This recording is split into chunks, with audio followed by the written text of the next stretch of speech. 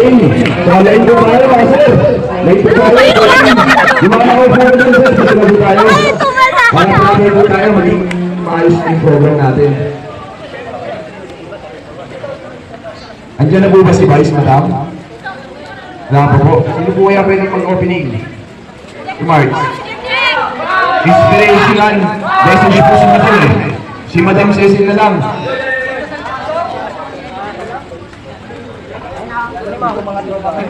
Okay, so to welcome start our program, welcome Mark James. Read our opening prayer.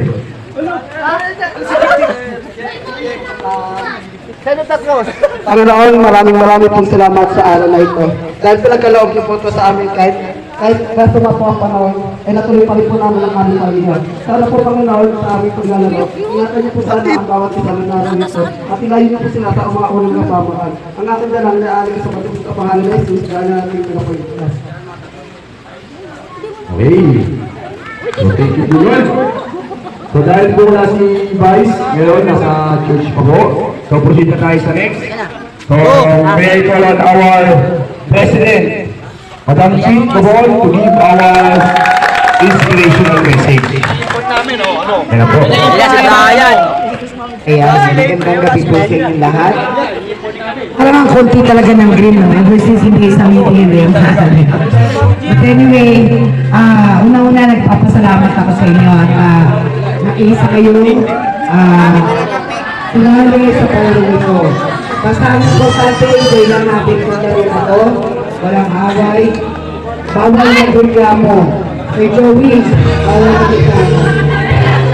Yun lang. Enjoy lang. Enjoy lang. God bless. Okay, so nalakaran na natin sa proceed.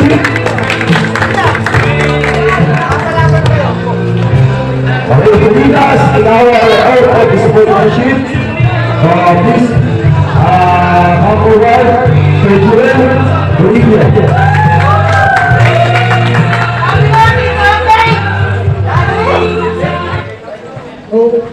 Pakitaas na ang kamay para sa marunong pa.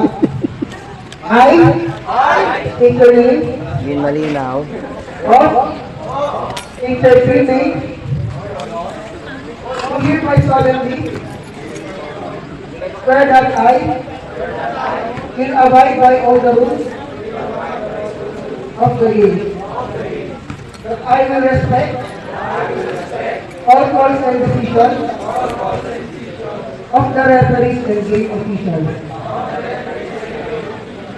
And that I will act at all times as a true sportsman who desire to win is only second to the love of the game. I further solemnly declare that each game is a friendly contest done in the spirit of camaraderie and true friendship, where we triumph as considering victors or losers, with grace and determination, will to win. So all these ideas, I hereby pledge my wholehearted cooperation and full commitment. Hey, thank you, Joel. So, I request everyone to please sit down. So, for our ground rules and short sports clinic tayo sa mga new rules ng basketball. So, compress na lang po tayo, sir. Compress na lang tayo para mag-miss. Babanggitin ko na lang dito yung mga importante. Ha? So, number 1 sa ating ground rules, no uniform, no play. So whether kulang ang short or jersey, hindi po kayo allowed maglaro. Especially no waiver, no play. Okay? Pangalawa po, if your teammates is absent 2 consecutive 2 games, automatically tatanggalin na po natin sa lineup. Intindihan po? So medyo may problema tayo sa Ulay Green kasi as of now, 3 lang sila. Next.